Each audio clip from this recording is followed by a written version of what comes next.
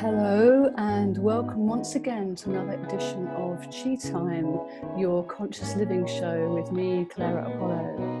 And today I have for you a reasonably regular guest who's not actually been on the show for quite some time, as he's been wandering around the world as he does. And Barefoot Doctor is going to be with us again. He's one of the people I know who really walk his talk literally around the world.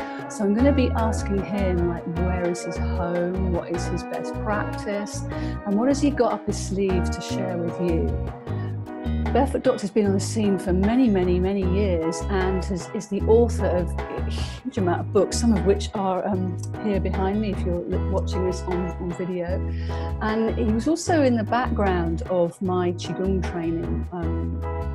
Sort of 10, 15 years ago. He always seemed to be writing about the very topics that we'd just been studying or something that had been coming in from my own experience. So I feel that he's really sort of an example of the background presence, which indeed, as the Taoist master he is, he purports to be and indeed lives, he brings that through for each of us. So he does not encourage any kind of codependency on him. His teachings are always over to us to make us stronger and able to be in the present moment with ourselves. And so for this, I think he's really valuable and unique.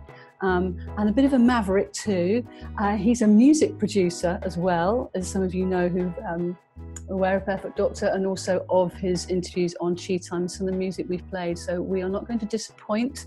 We're going to bring through some music. It might be an old track. I've got a particular favourite that I'm really loving of his at the moment that I like to do my practice to. But I know he's also got some new tracks coming through, as he always has. So without further ado, let's get Barefoot Doctor Stephen Russell up on the other screen. And here he is. Welcome indeed to Chi Time, Barefoot Doctor. Thank you very much, Clara Tiara. Now, where are you today, just out of interest? Are you in the UK or Ibiza or LA? Or... I'm in the West Country of England. Gosh, in this amazing, not very amazing weather, but you are a real world traveller, global world traveller, and yet you pull through so many incredible trainings and you connect with a lot of people. And how do you do that? How do you actually manage yourself to be able to be as, I was going to say magnificent. Let's give you magnificent as possible. Honestly, like, that's a big question. You mean, how do I be so peripatetic yet organised? Thank you. I knew you'd have the word for it, yes. Peripatetic and productive. That's it.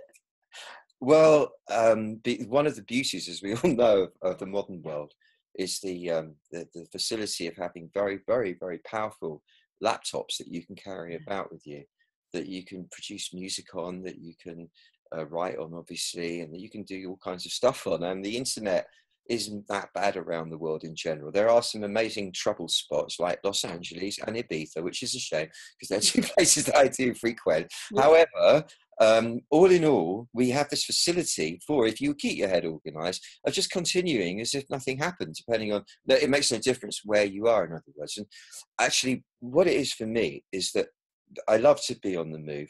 I have to be because people require my presence in various spots for different reasons. But always has been this idea that essentially it's a transient universe, and even if you stay in one spot all your life, you're still whizzing around the sun at 66,000 miles an hour, and eventually you're going to get off the planet to goodness knows where. So what I felt from a very early age, it was so important to get the kind of inner foundation of reality solid, because that was my reference point rather than anything external. So with the daily practice of the Qigong, the Tai Chi, the meditation, all that stuff, and along with that, the daily practice of putting out all the work I have to put out, I mean, the content, and keeping in touch with the people I'm helping, and those are the disciplines. So that becomes the constant in a way, while the scenery changes around me, really. No, I completely concur, because as you know, I've been without a permanent home for 3 years. It's something we have discussed on other previous Chi Times about.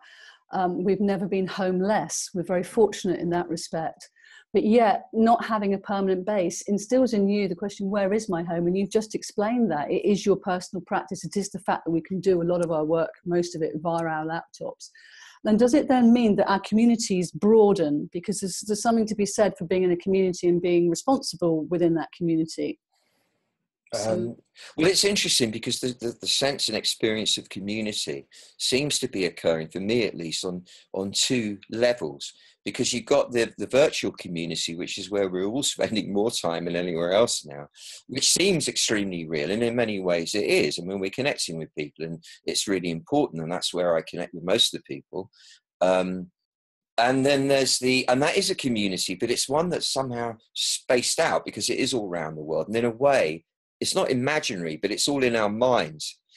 Whereas the actual old-fashioned community experience still goes on. For example, if I'm in Ibiza, there's a community thing occurring, and that's a different experience altogether. It's much more immediate, obviously. I mean, I notice it because it's unusual now to have these. And even in those real community situations, most people are sitting looking at their screens all the time. Anyway. Yeah. It's mad, isn't it? And when you go to London and people are plugged into these very earbuds that I'm now fashioning here, you sort of think it's a scene from Doctor Who, you know, and there is a real concern for that. So what are your thoughts on where we're going with regards to addictions to screens and what's coming through them? It's funny, I'm going to do a training called the Tao of Flight, and then in brackets mode, because it's about managing the digital addiction and getting your life back. Because what I discovered, and I have to say I learned it from a very turned on teenager, was you can use flight mode. You don't have to be on an aeroplane to use flight mode. Yes. And the beauty of that is you can turn the phone on immediately. You don't have to wait for it to fire up. And that really makes a lot of difference. So I turn my phone on to flight mode most of the time because I'm working. I don't want to be disturbed. And then I'll turn it on in a jiffy and there's all your messages. It's really clever. That is one very important way. But my fear, and my concern rather, not my fear, is that because we are evidently mimicking the operating systems that we're using in our way of communicating, in our way of organizing our thoughts and our activities and our communication with each other.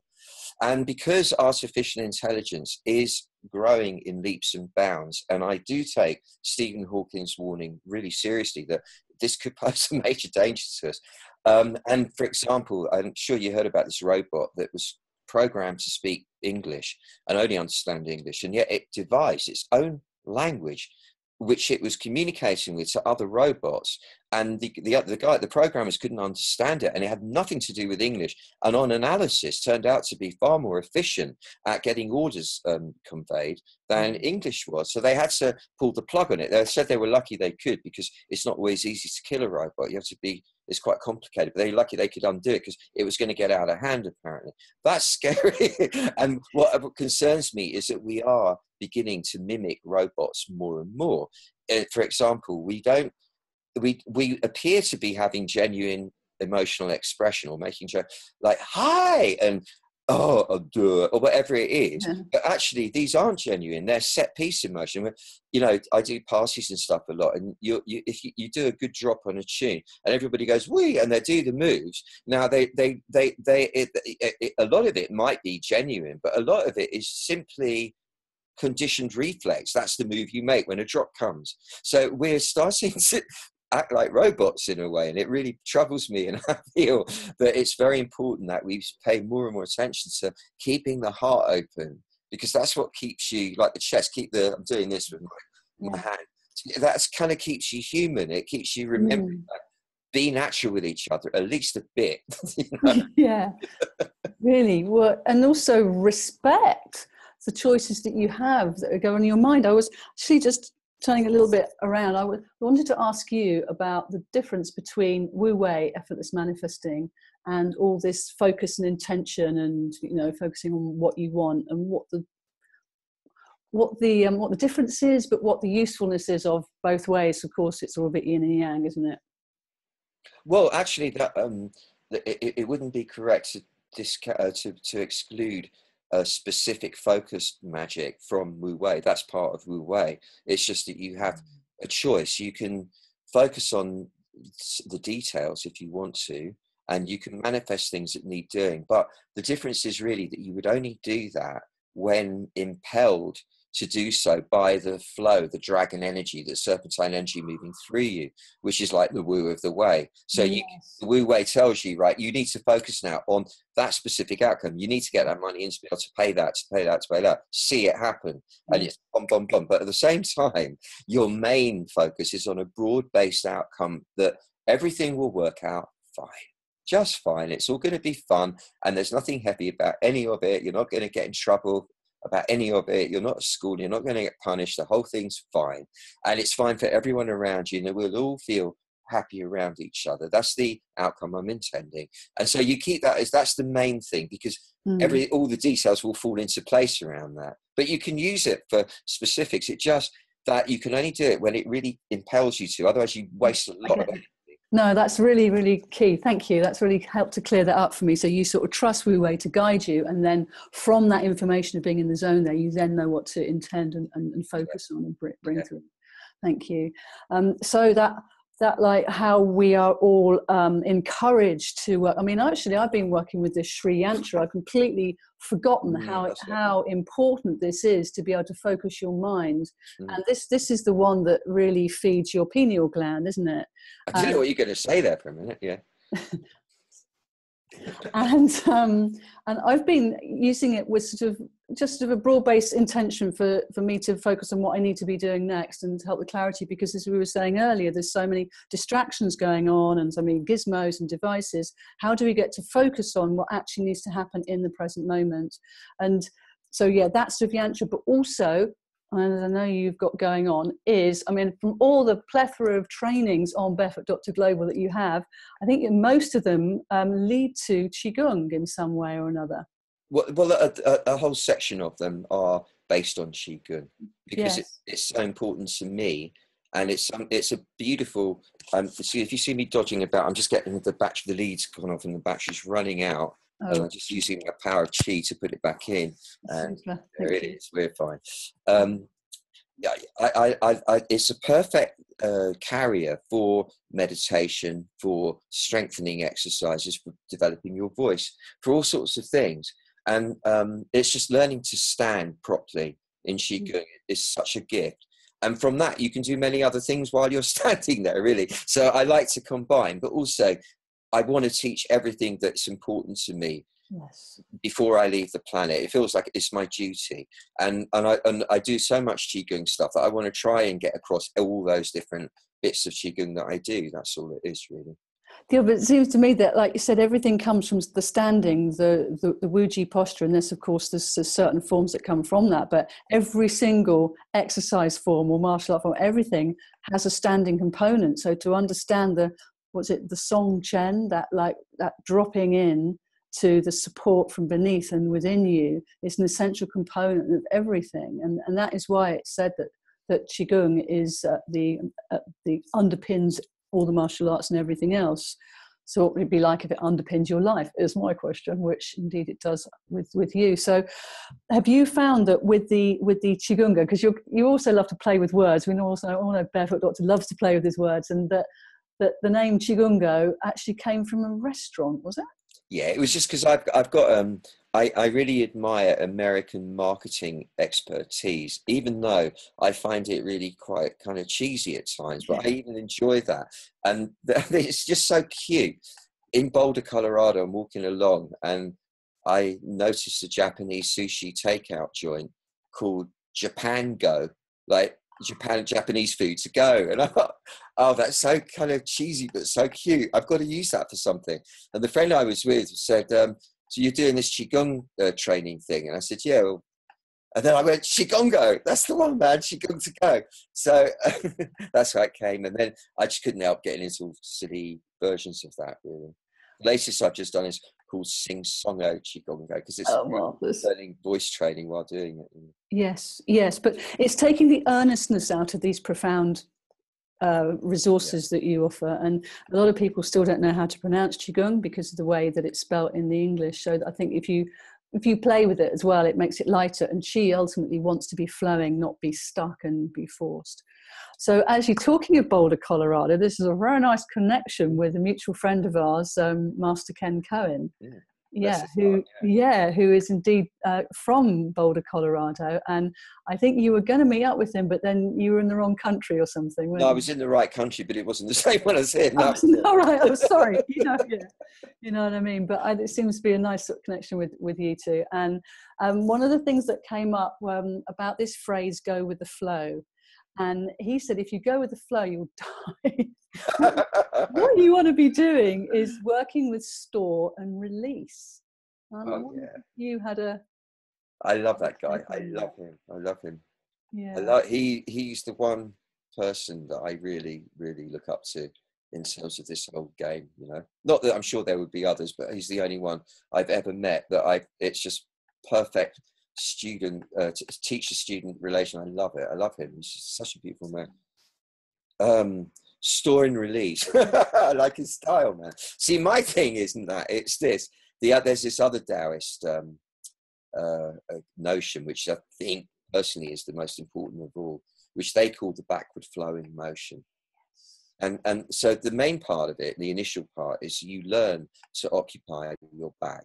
The reason you do that is because if you're, we're like, what is it, 78% water or whatever it is, 76%. Yeah.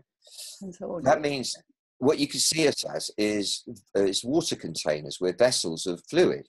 Now, if you imagine a vase or a water vessel filled with water, or 76% filled with water, if you were leaning that vase forwards, you'd be scared that it would topple over and fall off the table. But the vase is weighted in such a way that it's stronger at the back. There's more strength at the back of the vase. It was just made that way. So you would want to get the water to collect more in the back part because it could hold it steady and then wouldn't fall off the table onto the floor type thing. So the idea is that you let the fluid of yourself, i.e. your presence, your weight, tip into the back more because your back's much stronger and more stable, less vulnerable, and more, it's still, there's nothing much going on there. So from there, you have the clarity and stillness and the strength to see life like from behind, as it were. You're bearing witness to what's going on in the arena, which is in the front of you. Your emotions, your thoughts, your stories that you tell, they're all going on in the front. And so is the action that you're involved in, because your sense organs will face the front. So you experience the theatre of your life in an arena in front of you, in other words. So and you'd really need to be in the back to watch that happening and be presiding over it, to be mindful of it, in other words. And then the next step, this comes from Chinese boxing, from Taoist martial arts, because when you punch from the back because you get your body weight behind it. And you learn that in a fight, which is about the most insane thing that a person can be involved in, you have to be totally clear-minded and humble and empty to receive the guidance of what to do with the chi next, because that's how you win. And if this technique of being in the back enables you to remain clear and calm and see what's going on, even if the front of you is terrified, and I've experienced it, it doesn't get in the way of your clear-mindedness. And if it can work in a fight situation, which is the looniest thing we can do, it will work in every other situation too, and it does. The next stage on for the Taoist guys is that once you've gone into the back, keep going backwards and backwards and backwards and backwards inside, which is the opposite way to how we tend to go, which is rushing forwards and forwards and forwards. Give me that and give me that, because the sense organs are perceiving, what next? What next? I want this now, I want that. And the next thing's going to make me happy, and the next thing will make me happy, and all that stuff. What happens is you rush forwards and then you die, and you didn't even really have time to realize what you were doing. So they say, don't do that. Rush backwards instead. And then somehow that causes a vacuum which in front of you, which sucks into itself everything that you need. And it's a much more gracious way of manifesting, by going back and going, come to me if you wish. I don't care if you do or you don't, but come to me. And it does. And it's very, very beautiful that way. Yeah, that's my experience. Yeah, no, I think you're pretty famous for that, and or infamous, as we say. It's true. It's really important, and if you can try all this, people who are listening or watching, if you haven't already, when you shift your perspective to the back of you, how does that feel? You know, and for me, it just feels so much more solid and peaceful, and where it's my default setting. But I think it's also linked to the reverse small heavenly circulation that is part of the training as well. You're right. We're really, you know, when you do that, or otherwise known as a microcosmic orbit, it's supposed to go up the back and down the front. But actually, when you do it the other way, all sorts of clearing occurs, clarity comes through. And well, also, I would point out here that, and I just want to complete in honor of Ken, say that yes, as well, store and release is vital, because that's the ability to observe when you're leaking energy for no reason, yabbering away or wanting this or wanting that, and go, right, no, stop, contain, store it, and release when required. And that is the amount of wisdom speaking. So that is obviously, mindful. I didn't want to discount that. And the microcosmic orbit, now this is really interesting, because this is the loop of energy that runs up the rear of the spine and down the front of the spine at all times. And the role of the inner alchemical process is to get you aware of that loop. It's not so much as that you make it happen, you become aware of it happening. And that paradoxically is what activates it happening for you. When that does happen, you are then put it in touch with your immortal self, or gradually you become that. What is interesting, and you can reverse that flow. You can reverse it so it goes up the front and down the back. Yeah, there is that one. However, when you're in the womb, in the prenatal state, your energy does that. It does that all the time. That's what it's doing. It's only when you take your first breath that the energy then suddenly shoots up the front as well as up the back, and both come out of your mouth through desire for the breast and for stuff and for talking and for everything else. And then you die eventually. Right? So what they say is we have to reverse that flow back to the prenatal state where you're in the eternal state, really. And that's how you kind of start embodying your immortal self. So when you die, you don't scatter. That you recognize who you really are from an energetic patterning perspective. Yeah, so the running it in a reverse was actually part of the primordial Qigong form that Ken Cohen's recently taught us, and it's just been such a lovely movement to come and work with it. Kind of once you get it going, it's really happy to do it that way. And I think before, as a Qigong teacher, I always thought it was illegal to run it backwards, but actually it's kind of part of the clearing. And he was explaining how it helps to dislodge any debris in the orbit, and but then I think flow forwards again.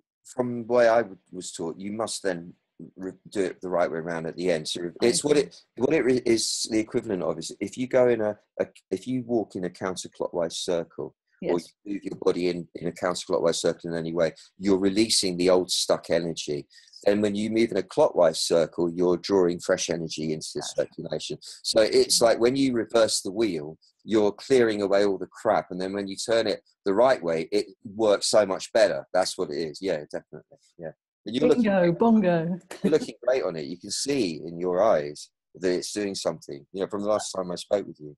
Wow, really? Because I've been running it every day since then. So I'm about month and a half in, and we've been given a 100-day challenge, and then I'm allowed to share it with other people. But, Brilliant. It is, and it's been really good to bring into my everyday practice, and I so look forward to it now. It's like, how am I going to do it? And I was in Totnes the other day, and I had to go for a meeting and an interview, and I was walking to the park. I thought, well, if I don't do it now, I'm not going to get it done. It's like there's a tree, people won't mind, and you kind of. I was grateful for the weather being good, and it reminded me of when I was on the road a couple of years back when I was looking for outside dojos. It's like, where can I practice?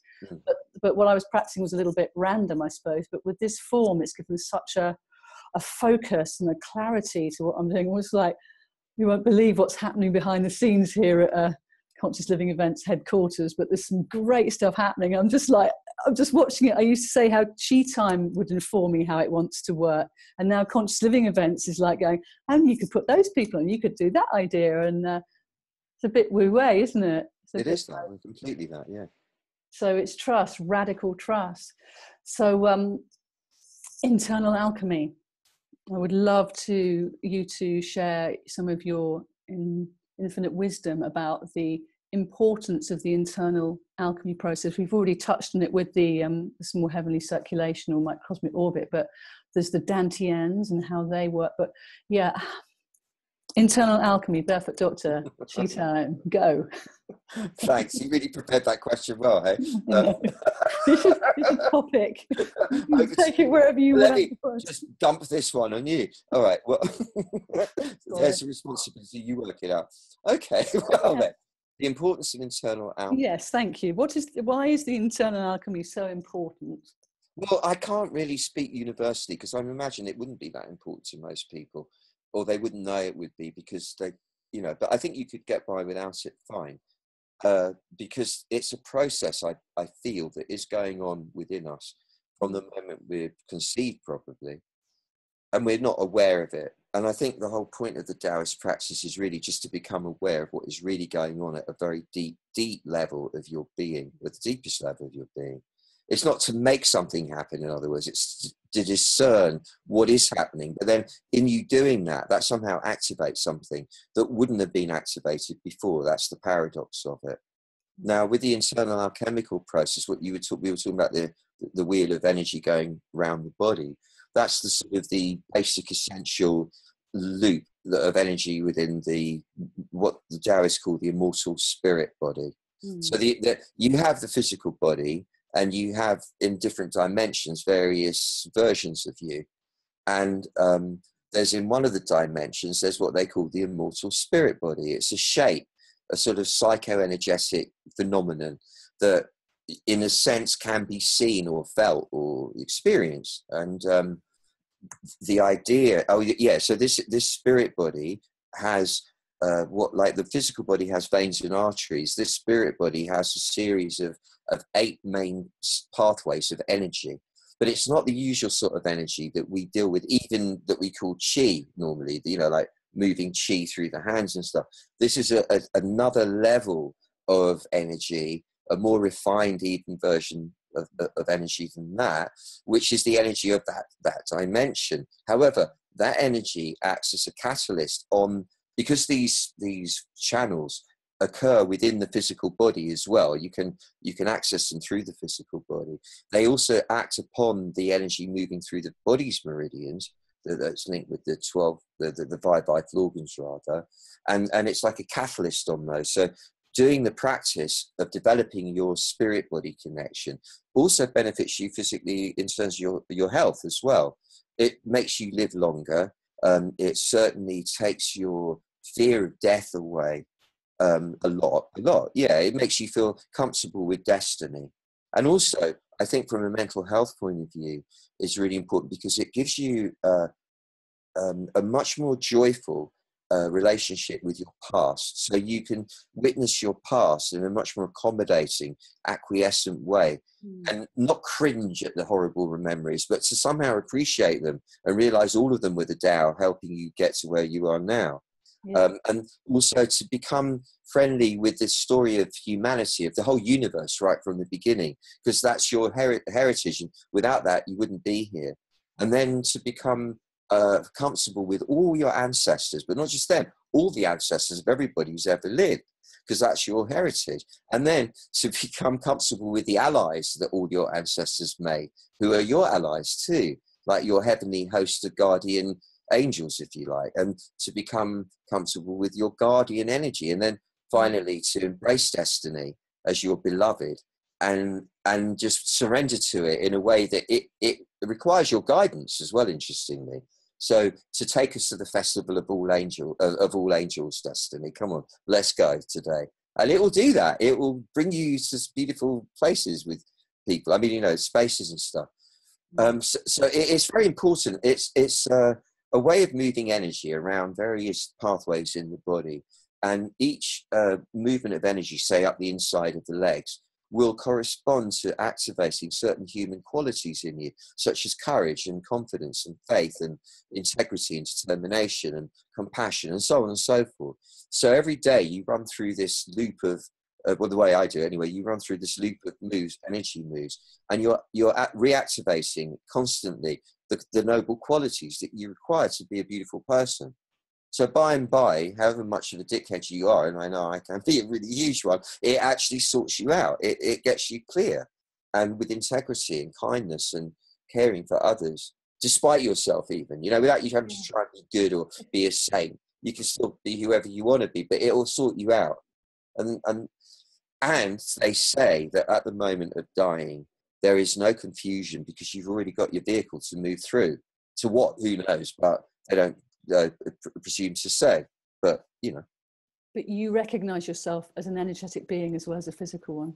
So they say. I have nearly died 2 or 3 times myself. And I have to say, at those times, there was that feeling of like, it was like, yeah, I'm all right. It's okay. There's nothing changing here. I know I've always been here, actually. It's cool. It's fine. It's fine. That was the feeling. That's what some near-death experience people say, that, you know, when you lose the physical body, you realize that your spiritual being has been with you all the time, but you hadn't noticed because you were so engrossed with the physicality. So I think that's it. So this practice is to keep you aware of that while you're actually here, and it's beautiful when you are. That's the big gift, I think. Yes. Fabulous. That was a great explanation. Thank you very much. I was also, because there's a paradox goes on within the Taoist pantheon as well, isn't there? So we've got that idea that the background presence, the ancestors, the support, but then we've also got people like Alan Watts coming through saying that your slipstream has actually got nothing to do with moving you where you're forward, and you shouldn't be too obsessed with your past. That you want to be in the present and being beckoned by the future. So you've got to love your story. You've got to feel comfortable with your story to be able to let it go. You only hang on to it when you're not at ease with it. That's the point, you know. Okay, hence why all the sort of tapping out, you know, when I was you know, some people have had awful lives and traumas that they've worked through and stuff, and that does need a certain amount of attention to it. But then being able to let that go and to be a clearer presence, and so like Qigong practice will help you come into the truth of who you are in the moment, no matter what's gone on in the past. Yeah. So as would yoga. Yes. I dare say even weightlifting, you know, or any physical exertion, or like something that's exactly suit your system. Something that will suit your system, as long as it's done with full awareness brought to bear on every movement you make and on your breathing. And exactly. Yeah. And of course, music. You can't really chat to Barefoot Doctor without including music, because it's such a big part of your life. And having watched, there's still some of your tracks I haven't even heard yet, which I can't believe, because I've got as many of them as I possibly can. And still am very drawn to working with that pure ambient meditation one. It just keeps, it's one of the ones that you can put on and do your practice to, or do your work with, and you can put it on a loop, and it's just there as a really lovely sonic backdrop. So thank you for that. Well, thank you for saying. You're very welcome.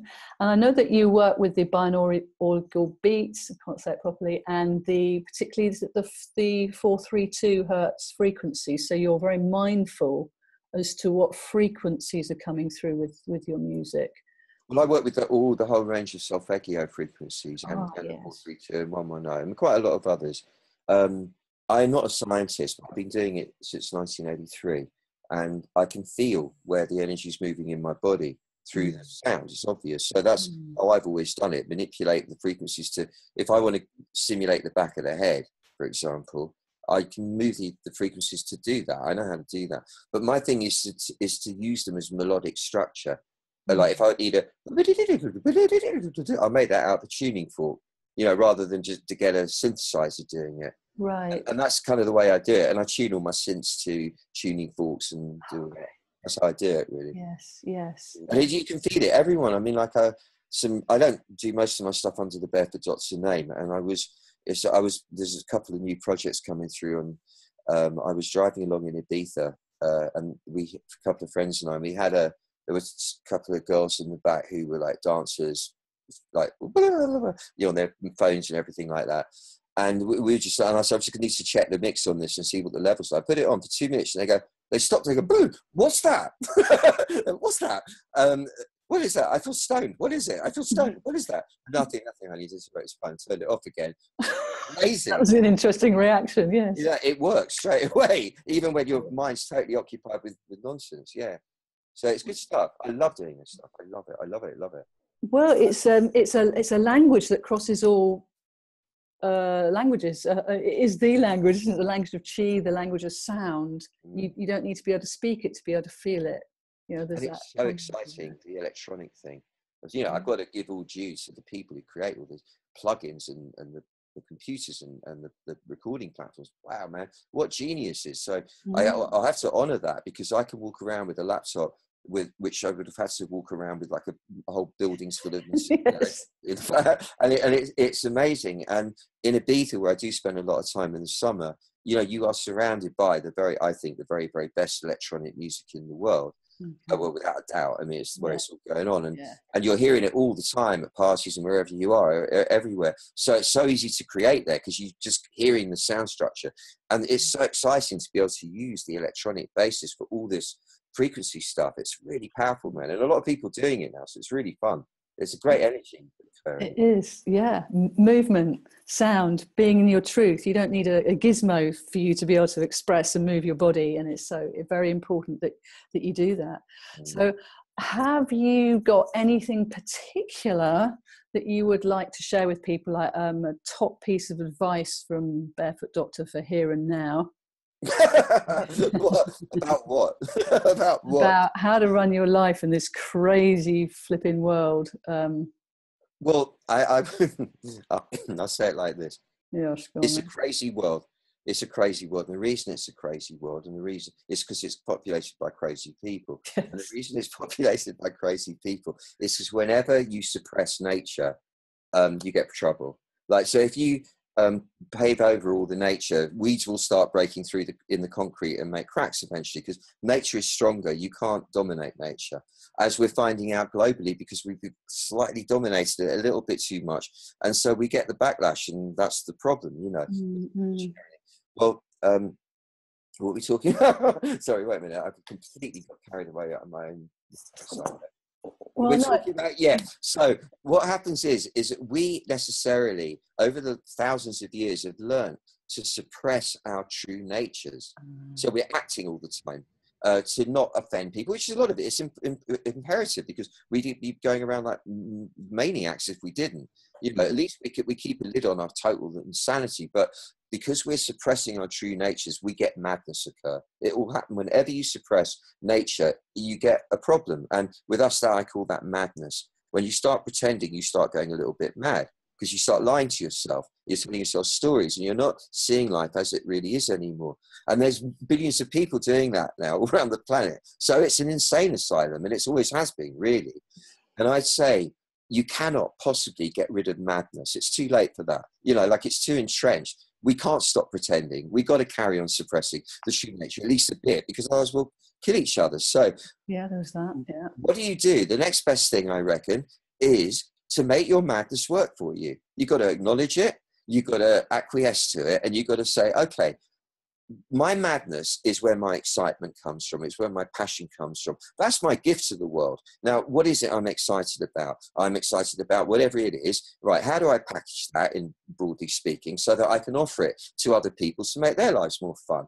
And then you're making your madness work for you. Would you agree? Love it. That's great. Make your madness work for you. Barefoot Doctor, Chi Time. Thank you. No, you're welcome. So I'd love to play a track on the end of this, of course. And I just wonder if you've got something up your sleeve that you'd like to share with listeners and viewers. I have. I did a project in Nice about 3 years ago or so. Maybe it was more, I don't know. With a guy called The Last Ape. And he's a guy from Brooklyn, and he's really an amazing, amazing character, whose real name is Jeffrey Hessing.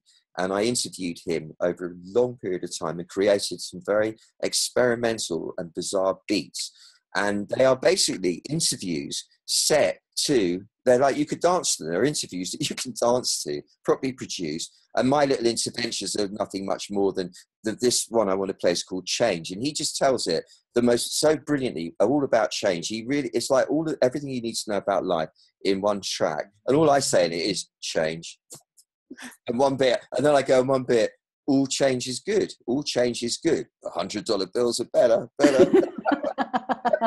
Oh, brilliant. No, I haven't heard this. It's one of the ones that's got away. So I'm really looking forward to hearing this. So yeah. If you want to find out anything more about Barefoot Doctor, hop over to his website, barefootdoctorglobal.com, where it's actually a revamped website. I must say, well done, Sue Akel. pseudo crew, I think. I had nothing to do with that. Do you think that just happened without me doing it? No, you're a team. I know you are, but she is amazing. I know, yeah, and that you know how it is crafted now, and it's so much easier to understand. I think there's something on the very front of it, though. If you want to ask Barefoot Doctor a question, he will then do a little video in an answer, which I think is like genius, really. So nice one there. So keep it coming, Barefoot Doc. We really love it, you know. I will do, Master. I will. Yes, Master. Oh, you're my master. Thank you so much for being part of your mistress, but that's all a bit weird, so we won't say that. Yeah, we won't say that. Don't tell anyone about that, eh? No. I will just say thank you very much, Barefoot Stephen, for being part of Chi Time once again, and let's play this change track. And I think that's going to be really funky, and hope to speak to you soon in not too distant future. Thank you, everybody. You're welcome. Change.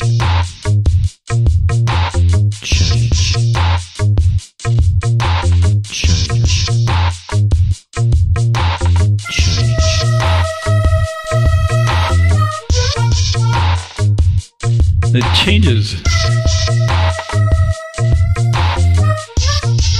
We just get into a good groove, and then everything changes. It could be every 5 minutes, it could be once a day. You could be in the groove for 20 years, and something comes along and changes.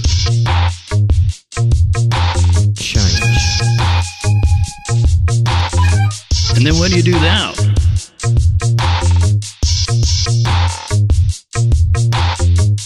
What do you do now?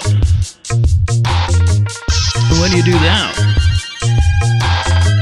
Try a different note, try a different rhythm, try a different plan. Maybe the same thing will still work. I don't know. Gotta try something. Although not trying anything is a decision. Not deciding is a decision. Change. One thing is for sure, it's always going to be changes. No matter how secure you think you are, safe, change. Solid, it's gonna change. Be ready, be prepared, knowing that you can never be prepared because you don't know what's coming. But also, nothing will ever come that you can't handle. Change.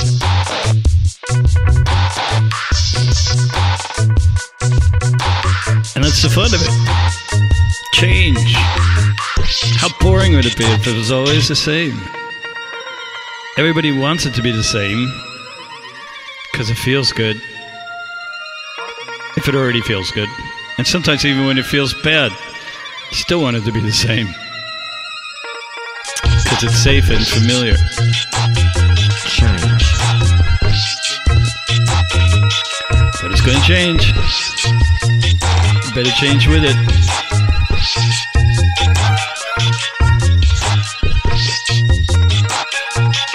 It's like being in the ocean.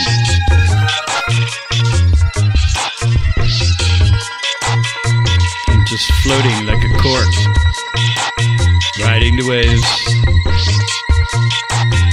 Or maybe like a super yacht, if that's your fantasy. There it goes, another change. Change. Change. It doesn't matter how silly you feel doing whatever you're doing. Change. I'm wondering who's watching me. Do I look cool? Do I look okay? Can I handle this? Am I worthy? It doesn't matter. You will not be lost. No soul will be lost. Change. It's all just a big theater. And we're all just players on the stage.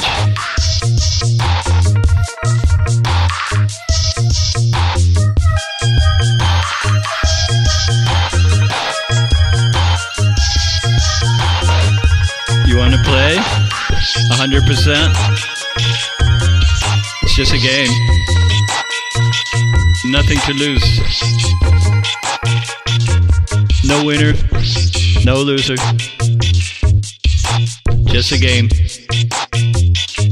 A game of changes. Change.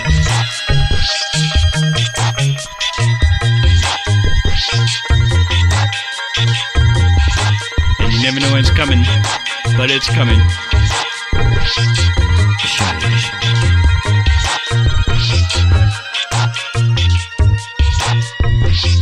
And it's getting hotter. The temperature's rising.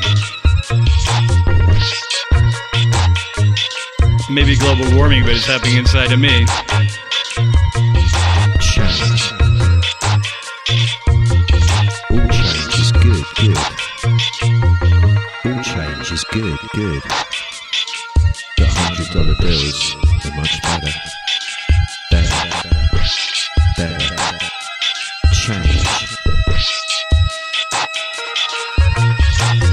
And I love that part. I love that part. The wave might drag you down for a while, but you come back up. And then you're on top of it, riding it. Change. Things seem to repeat. And some do, but they're always changing. Change.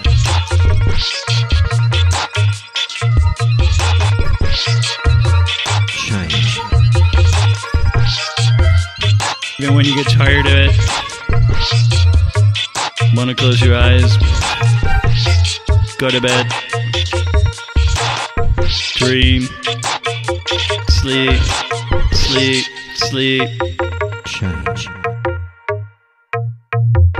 Change. All change.